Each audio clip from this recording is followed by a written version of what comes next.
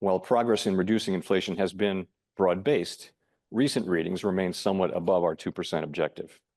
The path to sustainably returning inflation to our target has been bumpy, and we expect that to continue. We see ongoing progress in categories that remain elevated, such as housing services and the market-based components of non-housing services. Inflation can be volatile month to month, and we do not overreact to one or two readings that are higher or lower than anticipated.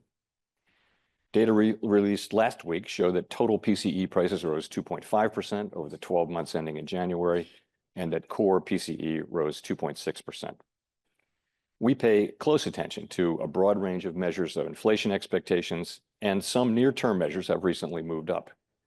We see this in both market and survey-based measures, and survey respondents, both consumers and businesses, are mentioning tariffs as a driving factor. Beyond the next year or so, however, most measures of longer-term expectations remain stable and consistent with our 2% inflation goal. Looking ahead, the new administration is in the process of implementing significant policy changes in 4 distinct areas: trade, immigration, fiscal policy, and regulation.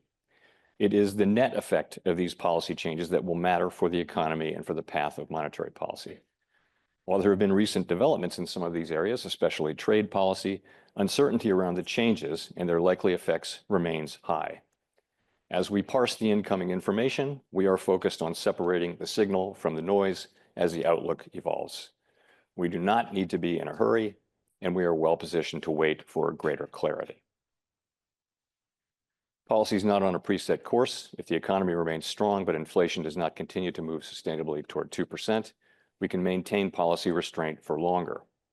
If the labor market were to weaken unexpectedly or inflation were to fall more quickly than anticipated, we can ease policy accordingly.